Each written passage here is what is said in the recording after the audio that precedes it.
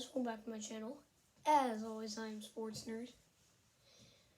Today we're going to be doing something pretty fun.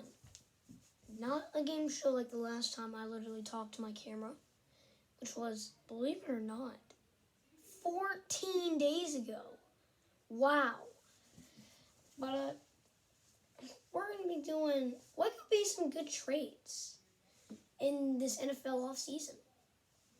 Sounds pretty interesting.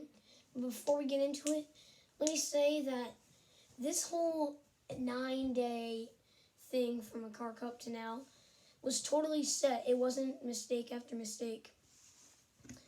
I wanted you guys to get extra time to watch the Car Cup, and then I'm uploading 2 videos 2 days in a row before it goes back to normal. So love me now, because this is going to get good. Let's take it straight into the action. For the first guy, I had to go with a big controversy. Of course, he's coming from the Texans, because the Texans want to trade 2 big stars for prospects, because they're falling apart. They're going to probably rebuild in not too long. So the one I ended up going with was J.J. Watt. He seemed more likely to be going with different teams, because I feel like Sean Watson, at the end of the day, was going to stay at the Texans no matter what. But the question is, where does Watt go? There were a lot of choices. You could have said maybe the Titans, if you wanted to stay in the AFC South. Maybe the Packers. They don't have the greatest line. He could help good there. Maybe some bad team. Maybe he can force the Texans to take him and Watson to the Jets together. But what I ended up picking was the Pittsburgh Steelers. And here's why.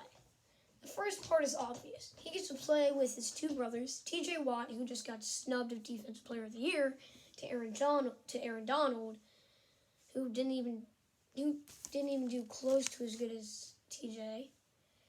And then Derek, who, he's good. Definitely not as good as any of his brothers, because he just plays a different position, doesn't get as much time. He could do just as well. And you can see him convert to running back this year. Let's see. But really, there's more reasons than just he gets to go play with his brothers. Second off, other than T.J. Watt, they don't have an incredible line. Not saying their line is bad other than T.J. Watt. Their line is fine other than T.J. Watt. But getting J.J. Watt can put them just that much closer to the playoffs. Remember, they were undefeated, and they just fell off and didn't make it very far in the playoffs. And, well, if they would have had a better defense and more options to throw to, they could have taken it really probably all the way. Which is, pretty exciting for a team that's quite young on their roster other than Big Ben, and they still could draft a good quarterback.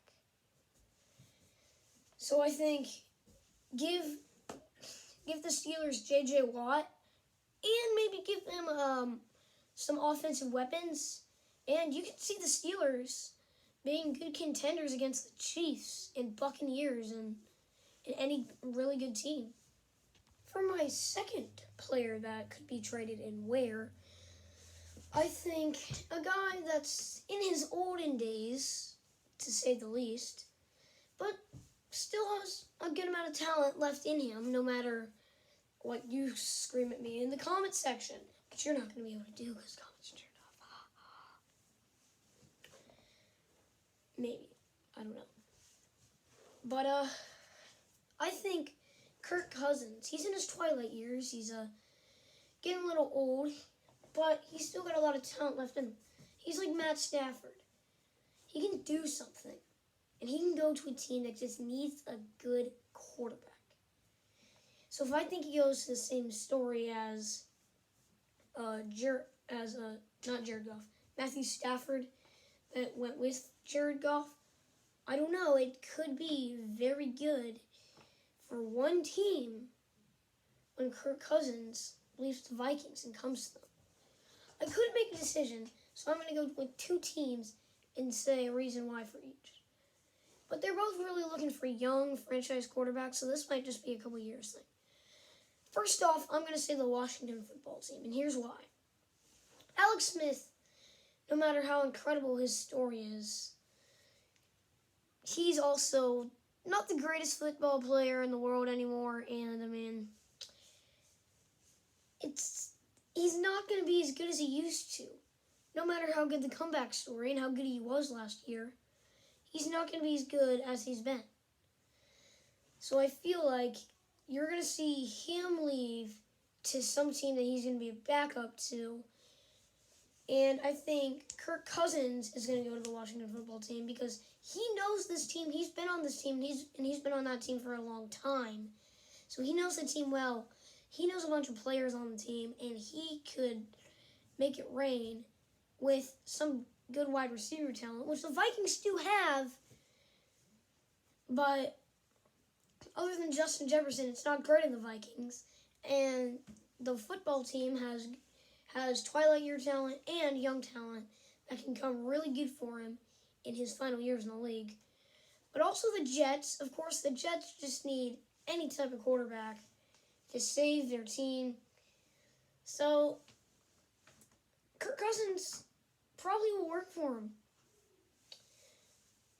First off, Kirk Cousins, he's got a lot of things going his way in the Jets organization. He hasn't been on that team, but he knows a lot about that team from personal experiences, like playing them. But once again, it's still not as good as the Washington football team. That's why I put the Washington football team first.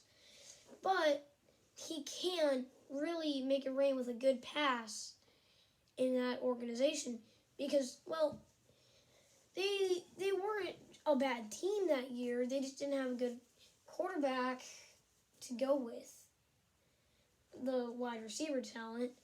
And now if you can get Kirk Cousins, and he has even half the year he had in his prime years, he's going to be an upgrade for the Jets, and he could be an upgrade that they could really well take a long way. For my last guy, I'm going to have a guy that, he's good. He's the second best player here, no doubt. But he's just on a bad team, let's just say. So I think for my final trade, I'm going to say Evan Ingram. Which, he's been good. He's been a good wide receiver. It's a guy you would trade for if you need a run-of-the-mill wide receiver for a quarterback to throw to get more wins. And Evan Ingram is that guy that will give you that. So then you're going to pass it to him a lot and maybe even do a couple jet sweeps with them or something like that to get even more on top of that. So who I think he's going to go to is the Packers, because the Packers, they've been so close to another Super Bowl win a lot of years in a row, and they've just needed one more guy that could help them out on offense, one more guy that can help them out on defense. They're set. They at least have the Super Bowl, I bet. So that's why I think on offense, Evan Ingram is your guy, because you have your number one wide receiver, you have your running back, you have your quarterback, you have your line, you have everything you need, except for that second wide receiver / maybe slot receiver if you're desperate. You probably don't need a slot receiver. It'd probably just be the number 2 receiver. But still, that's a really big trade that you can get real quick if you just make a good pick or a prospect to the Giants that could help them out getting better. But you got to be careful, because if you trade in your same conference, the Giants, they have a young quarterback and they've got some young talent. So I don't know. That's the only thing you got to be careful with. But for now, you don't got to worry about him. And Evan Ingram is a really good trade. So guys, expect me to upload tomorrow because I'm a sports nerd. Hey, you might have just saw it. I figured out this really cool trick. Put your face close to the camera. You can make it change colors. Look, my LED lights are on. You can just make it change colors. But I'll be making a basketball video tomorrow. I'm really excited about the upcoming baseball season. Baseball is my favorite sport by far. And we finally get a full season. We haven't gotten a full season at the start of the opening day and a full season since April 2019. That's almost 2 years ago. So that's really exciting. But, you know, it should be more exciting. Tomorrow is a basketball video, and I'll see you in the next one tomorrow. Peace.